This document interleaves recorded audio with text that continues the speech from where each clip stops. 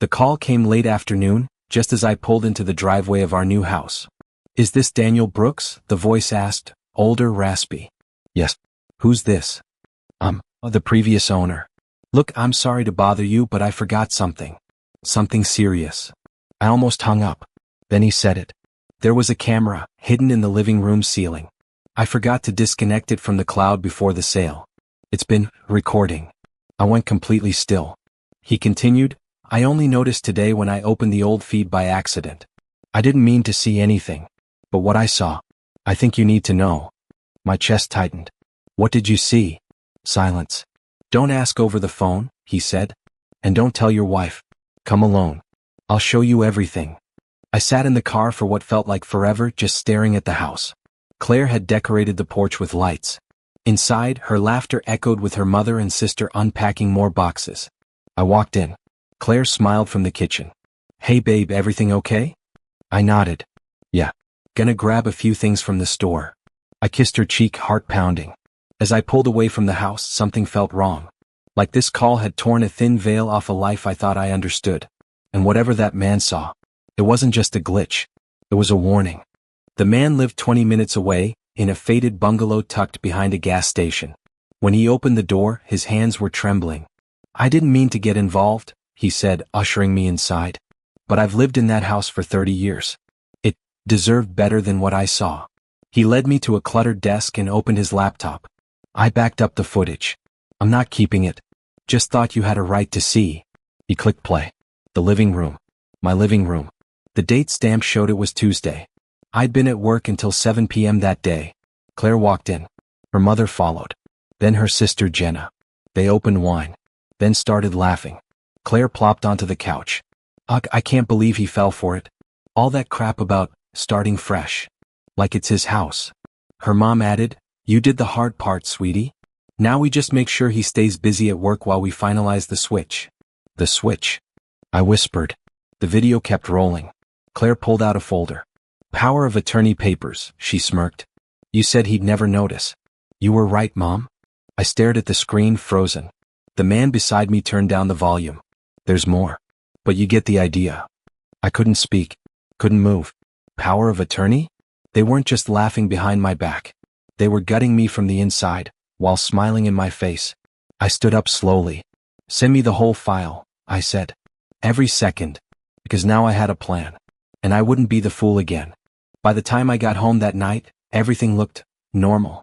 Claire kissed my cheek, asked if I grabbed milk. Jenna was helping organize the garage. Her mom was baking something for the neighbors.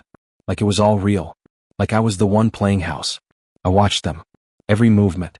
Every fake laugh. Every sweet word now felt poisoned. I nodded, smiled, played the game. Because what they didn't know was, I had the video. I had the proof. And I wasn't going to confront them. Not yet. I needed more. So over the next few days I played dumb. I pretended to be tired, busy, distracted by work. I planted microphones in the kitchen, the hallway, even under the dining table. Wired a backup feed into the router. Upgraded the original cloud storage without telling anyone. They were too confident to notice. And that's when the real conversation started. "Jenna, you sure he won't contest it?" "Claire, he's pathetic. I say we wait 3 more weeks. Once the funds move, he's useless." Her mom, "Then we cut him off. Claire, tell him we need space. And sell the house." "So, what? House?" That night, I sat in the garage, staring at the glowing laptop screen, fists clenched.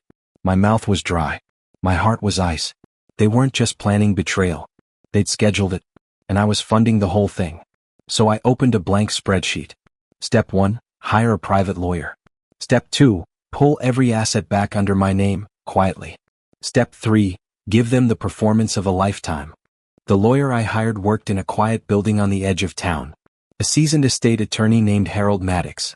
No flashy suits, no small talk, just sharp eyes and airtight documentation. I didn't tell him everything. Not yet. Just enough to get moving. "I'd like to quietly revoke the power of attorney I signed 3 months ago," I said. He frowned. "You understand that revoking it without notice could raise suspicion?" "I'm counting on that," I replied. We filed the papers that same day. He advised me to make copies, store them with a financial backup, and start moving personal assets under protection. Bank accounts, brokerage accounts, and Most importantly, the deed to the house. They thought they were safe, that I was blind. But by Friday, every major asset had been redirected. All I left behind were the empty shells, the ones they were circling like vultures. Then came the next step, bait. That weekend, I walked into the living room with a big smile. Guess what, Claire? I just got a raise. Big one. Her eyes sparkled. Jenna clapped. Her mom said, "Knew you had it in you." I leaned into the act. Fancy dinners. A new suit. Even a thank you bracelet for Claire. They thought their plan had time. They thought they'd win. But what they didn't know is I already owned the stage. And they were just reading lines in a play I was directing. I just needed the final act. And it would be unforgettable. 2 days before their plans switch, I overheard Claire on the phone in the backyard. "It's happening next week," she whispered. "He's completely in the dark. I've got the forged signature prepped. His name will be off the deed before he blinks." I stood inside, sipping my coffee, watching her through the window like she was rehearsing for a role. Her whole life with me, a con. A long play. And she was proud of it. That night, I emailed a special packet to Harold. Every voice recording. The cloud videos. The updated power of attorney paperwork. And the forged signature Claire thought I hadn't seen her practicing. "Prepare the final package," I wrote. "Emergency legal motion. I want everything ready by Tuesday." Quietly, Harold replied one line. "It'll be beautiful." I didn't sleep that night. The next morning, I invited them all to dinner. At home. "Celebration," I said. The bonus came through. They bought it. Hook, line, and greed. I grilled steaks. Bought wine. Even wore the bracelet Claire gave me 6 months ago. They joked. Laughed. Toasted to me. And I kept smiling. Right until Jenna clinked her glass and said, "To Claire, the future real owner of this home." They all laughed. I stood up, raised my glass too, and said, "Let's toast again next Tuesday. I'll have something special for you then." They cheered. They didn't know. But Tuesday was the day everything they'd built on lies would come crashing down. Tuesday came. I wore a plain gray shirt. No watch. No cologne. Just calm. Claire came down in a red dress. Jenna was already pouring mimosas. Her mom was on the phone bragging about this being the last week in someone else's house. They thought today was victory. At 9 a.m. sharp, the doorbell rang. Claire looked confused. I opened it. Harold stepped inside with a thick manila folder. Behind him, a court officer. "Daniel?" Harold nodded. "Ready?" I turned to them. "Ladies, take a seat. You'll want to hear this." Claire scoffed. "What's this about?" The court officer unfolded a document. "Claire Whitman, you are being served a cease and desist related to attempted property fraud and signature forgery." Jenna stood up. "What the hell is this?" Harold smiled faintly. "Also, you'll notice Mr. Brooks has filed for immediate asset freeze on joint accounts pending fraud investigation." Her mom screamed, "You can't do this." I leaned forward. "Oh, but I did. While you were planning how to cut me out, I took back everything. You own nothing. This house. Mine. The accounts. Locked. The bracelet on your wrist? Bought with my card. I'll be taking that too." Claire stood frozen. "And one more thing," I added, sliding a USB stick across the table. "This contains all your recorded conversations. I've already sent copies to my attorney, and the cloud backup is secured. Any retaliation? It goes public." The room went silent. I just declared war. And they knew they'd already lost. Claire's face drained of color as the court officer finished the paperwork. Jenna grabbed the USB stick like she could erase what was already burned into the cloud. "You're insane," Claire hissed. "No," I said, "I was naive. There's a difference. But now I see everything clearly." They didn't move. "Pack your things," I said coldly. "You have until sunset." "But this is our home," her mother shouted. "No, it's mine. And don't forget, the mortgage, title, utilities, and every account are solely in my name again. Your names aren't on anything. You gambled everything on a fake signature. And you lost." Jenna's voice cracked. "We were just trying to help Claire. She deserves more than..." "Than what? Than building a life together?" I asked. "She didn't want partnership. She wanted control. But I gave you respect, love, trust, and you turned my life into a game." Claire tried to play victim. "Please, Daniel, let's talk. Don't do this in front of them." "In front of them?" I laughed. "You involved them. You plotted with them." Then I pointed to the officer. "Escort them out if they aren't gone by 6. I walked past them and up the stairs. For once, silence followed me. Downstairs, the sound of drawers opening, bags zipping, and broken women muttering to each other replaced the venom they'd once spat with pride. I'd taken back everything.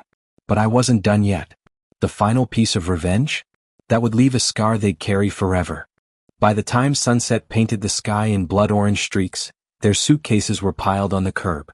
Claire was the last to step out, mascara running, still trying to understand how everything slipped through her fingers. But I wasn't watching from the window. I was already downtown, in a glass high-rise boardroom, handing over the last file to my contact at Wilkins & Rowe, the prestigious firm Claire had always dreamed of joining. "You sure you want this to go forward?" the partner asked. I nodded. She forged legal documents. She used private client recordings in an attempt to extort me. And there's evidence she tried to manipulate business assets. He exhaled. Then she'll never practice law again. I stood and shook his hand. That's the point. By midnight, Claire's license had been reported. Her internship offers? Gone. Her name? Flagged. Her LinkedIn. Already buzzing with questions. I sent one last message from a burner email. You built your life by lying to mine. Now build it again. From nothing. I deleted the address. Back home, I sat on the porch with a glass of bourbon.